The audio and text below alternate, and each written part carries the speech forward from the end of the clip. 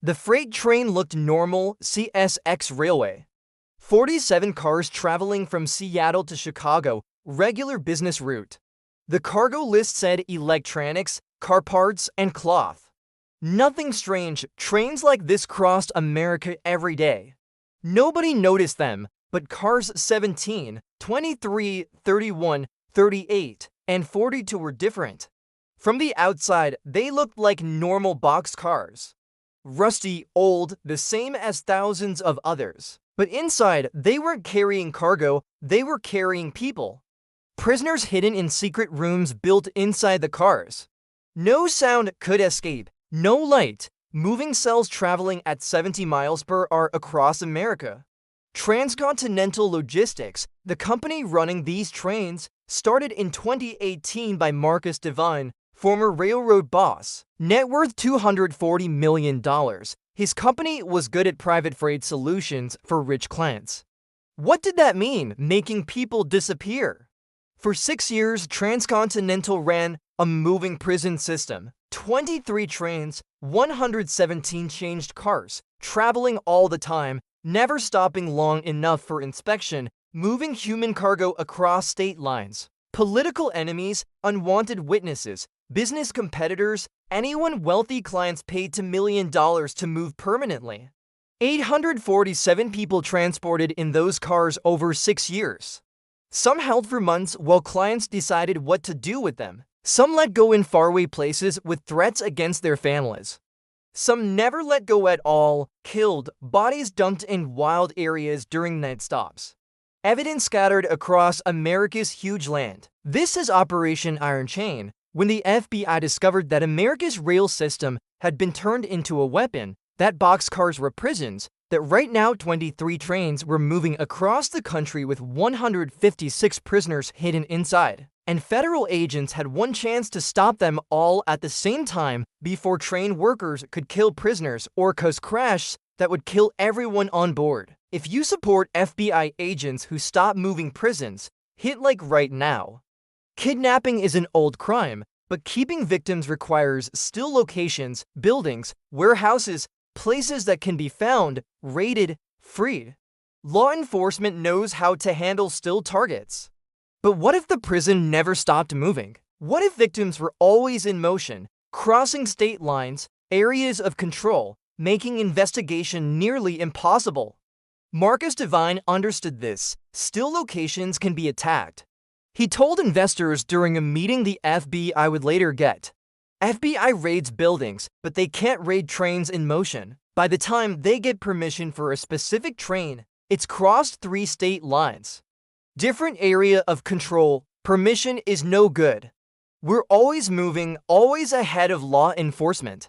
His business plan was smart from a safety standpoint, evil from every other view. Wealthy clients contacted TransContinental with disposal problems, people who needed to disappear, witnesses in court cases, whistleblowers, reporters investigating bad behavior, business rivals, separated spouses with prenuptial agreements.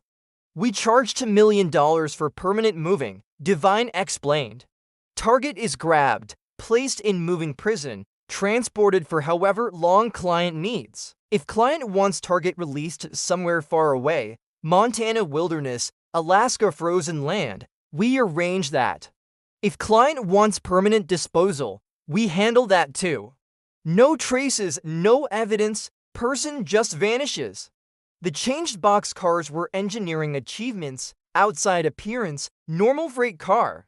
Inside reality, prison cell, soundproofed walls, air coming from outside, chemical toilet, water tank, food storage, everything needed for human living. But no windows, no communication, no escape. Just darkness and motion. Constant confusing motion, prisoners lose sense of time. One guard who later helped testified, no daylight cycle, just darkness, train movement. After a week, they don't know if they've been there a week or a month. Mental torture without laying a hand on them. Should companies that turn infrastructure into weapons face terrorism charges? Comment why or end. The FBI investigation began with a missing persons pattern. Special Agent Jennifer Morrison noticed something strange. Important disappearances, witnesses in federal cases, journalists, activists, all vanishing without trace. Over 6 years across many states, no bodies, no evidence, just gone. Witness protection programs explain some, Morrison told her team. Voluntary disappearances for others, but 47 cases have something in common. All disappeared near railroad routes, all within 24 hours of freight train passing through their area. She mapped disappearances against rail schedules. A pattern appeared. TransContinental Logistics trains were near every disappearance. Math probability less than 1% this was coincidence. We need to inspect these trains, Morrison decided. But that proved hard. Trains crossed state lines. Area of control changed all the time. By the time permission was given for train in Illinois, it was in Iowa. New permission needed. By then, train was in Nebraska. They're using gaps in control areas. Morrison realized, moving faster than our permission process. We need different approach. FBI got permission for tracking GPS devices placed on suspected cars during short stops, watching movement, writing down routes, building pattern. Over 3 months, they tracked all 23 transcontinental trains, mapped their movements, identified the 117 changed cars. Then came breakthrough. Michael Torres, journalist investigating company bad behavior, targeted by a company he'd exposed. He was collecting evidence at home when men broke in. Drugged him. He woke in darkness, moving in train car. But Michael had been prepared. Investigative journalists make enemies. He had emergency beacon surgically put in, turned on by specific finger pressure pattern like panic button, but traceable. Broadcasting location through satellite. FBI received signal. We've got a beacon moving westbound on CSX rail line. Speed matches freight train. Morrison recognized the pattern. Transcontinental train. He's in one of the prison cars. We need to stop that train now, but stopping freight train isn't simple. Engineer needs reason. Emergency. Mechanical failure. Law enforcement can't just demand stop without control area permission. The train was in Wyoming, moving through faraway area. FBI needed teamwork with local authorities. Contact Wyoming Highway Patrol, Morrison ordered. And Amtrak police get permission to stop that train on emergency basis. We have active kidnapping in progress. Teamwork took 2 hours. By then, train had crossed into Montana. New control area, more teamwork needed. Meanwhile, Michael Torres was imprisoned in darkness, not knowing if rescue was coming. Finally, permission granted. Montana Railroad Authority ordered emergency stop. Engineer obeyed. Train stopped in faraway area outside Billings. FBI tactical team arrived by helicopter, surrounded the train. FBI, we have information about kidnapping victim aboard this train. We're doing a search. Train crew was confused. This is freight train, no passengers. Open the cars, all of them. Normal cars were checked. Electronics, car parts, cloth as listed, but car 23 was different. Guards inside armed. This is private cargo. You need specific permission. We have kidnapping victim sending distress signal from this car. FBI agent replied. That's our permission. Open it or we break in. Guards realized fighting was useless. Opened the car. FBI entered, found hidden room. And inside, Michael Torres, alive, confused but alive. FBI, you're safe. How long have you been here? I don't know. Days, weeks. What day is it? October 15th. I was taken October 13th. It feels like longer. FBI arrested guards, searched car. Carefully found evidence, documents, lists. 6 other prisoners in that car's history, where they'd been released, where they'd been disposed of. This isn't one case. Morrison realized this is a system. We need to stop every transcontinental train right now. How long does a typical FBI multi-state train stop take? 30 seconds, B 3 minutes, C 10 minutes. Answer at the end. The operation required teamwork never done before. 23 trains across 17 states all needed to be stopped at the same time. Before train workers could communicate, before prisoners could be harmed, before evidence could be destroyed, FBI contacted every state police agency, every railroad authority, Amtrak Police, DATF, every federal and state agency with control over any piece of rail network. We need all 23 stopped within 30-minute window, Morrison briefed National Command. Emergency mechanical failures, track blocks, whatever excuse works, but at the same time, if one train worker warns others they could kill prisoners or crash trains, the teamwork was huge. 73 different agencies positioned along 23 different routes, all waiting for timed signal. Morrison had one worrying. What if train workers crash trains on purpose, kill prisoners and evidence rather than be caught? We position emergency response at every stop location, FBI Tactical Coordinator replied. Medical teams, fire rescue, if workers try anything, we're ready. November 1st, to p.m. Eastern Time, Operation Iron Chain started. Across America, 23 freight trains received emergency orders. CSX Commander Train 847, report mechanical failure, emergency stop immediately. Montana Rail Authority to TransContinental 12, track block ahead. Emergency stop now, Amtrak Police to Train 934, federal emergency. Stop your train, do not continue. Within 17 minutes, all 23 trains stopped. In 17 different states, some engineers obeyed right away, some questioned, some refused until state police vehicles blocked tracks ahead. Physical barriers couldn't continue. FBI tactical team attacked every train, helicopters landing nearby. Armored vehicles arriving on service roads. Overwhelming force. FBI, this train is subject to federal search. All personnel exit immediately. Train crews exited, confused, scared. Some knew what was happening. Guards tried to destroy evidence, smashing phones, burning documents. FBI stopped them, took everything. The searches showed horror. Of 23 trains, 19 had active prisoners. Total 156 people in hidden rooms. All kidnapped, all transported against their will. Some prisoners had been in cars for days, some for weeks. One woman held for 4 months, moved from train to train across America while her family thought she was dead. How long have I been here? She asked FBI agents. Extremely thin, confused, broken, records say for months. You were taken in June, it's November now. She collapsed, couldn't understand it, for months in darkness, constant motion. No human contact except guards bringing food. Mental torture. Medical teams treated all 156 prisoners. Lack of water, lack of food, mental trauma. Some needed hospital. All needed serious support. Marcus Devine was arrested at his home in Virginia. FBI arrived before he could run away. Marcus Devine, FBI, you're under arrest for kidnapping, conspiracy, human trafficking, wire fraud, and about 300 other charges. I run a logistics company. Devine said calmly, I transport freight, legal business.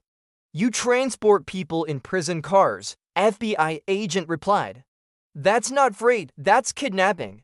I want my lawyer, you'll need several. The evidence taken was huge. 6 years of operations, every kidnapping written down, client names, targets, prices paid, locations where prisoners were released or disposed of, 847 names total. Of those 847, FBI found 156 alive in the trains. Where were the other 691?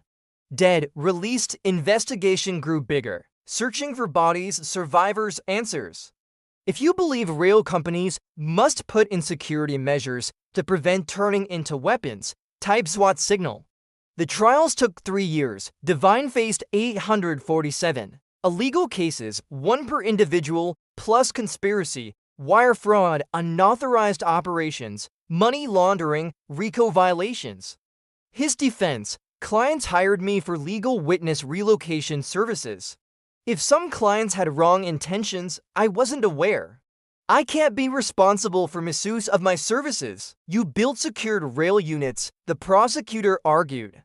Soundproofing, hidden sections, chemical systems. These weren't designed for normal passengers, these were part of an illegal setup. You designed them, you operated them, you earned from them. Evidence included statements from staff who assisted, from released individuals, from clients who cooperated, all describing Devine's operation, how it was promoted, how $2 million per target was charged, how permanent removal was promised. The jury found him responsible on all 847 counts. Punishment included multiple long-term penalties, plus loss of all money and property. TransContinental Logistics ended. Trains and units were sold, funds redirected for victim support. You turned America's rail system into a misused system, the judge said. Trains became mobile restricted units. 847 individuals were held and moved without consent. Your actions were extreme, you will never regain freedom. The 93 crew members faced legal review, some claimed lack of knowledge. I was only an engineer, I didn't know about hidden sections. But evidence showed many were aware, messages referred to special cargo. Extra payments were made for silence. Instructions about package handling were shared, many were responsible. Some received long punishments, others were cleared. A few cooperated and received reduced outcomes. The clients, people who paid $2 million for permanent removal, were harder to pursue. Powerful figures, but investigators found records, emails, transfers, and proof of coordination. 47 clients were taken into custody. Business leaders, politicians, lawyers, public figures, all charged with coordination in illegal cases. Some cooperated and received reduced outcomes. Others contested. Many were found responsible and given long punishments. The 156 released individuals faced difficult recovery after months inside mobile restricted units. The long-lasting impact was severe. I still feel motion when I sleep. One said, I feel like I'm still there. Moving, never stopping, trapped. Support services gave therapy, medical care, money payment. Averaged $0.8 million for each from Devine's taken money and property. Didn't heal trauma, but helped rebuild lives. The 691 missing victims presented sad investigation. FBI searched, found some alive, released in faraway locations, surviving, hiding, afraid to come forward. FBI convinced them they were safe, brought them home. Others weren't found, thought to be dead. Bodies dumped across America, wilderness, rivers, mines. Searching was nearly impossible, too huge, to many locations. Families received closure where possible. DNA matches when bodies were found, money payment. But money doesn't replace loved ones. Michael Torres, journalist whose emergency beacon started operation, became advocate. I was lucky, had beacon, most victims didn't, they disappeared into moving prisons, some forever. We need better protections, better tracking, better responsibility. Railroad industry put in reforms, required inspections of freight cars, random checks, better security, federal watching, making hidden rooms harder to build and run. Devine used gaps in our system, railroad industry spokesperson admitted. We thought freight cars carried freight, not people. We fixed that thinking. Congress passed Railway Security Improvement Act, funding for inspections, technology for detecting human presence in cargo areas, stronger penalties for using trains in kidnapping. The 117 changed prison cars were destroyed.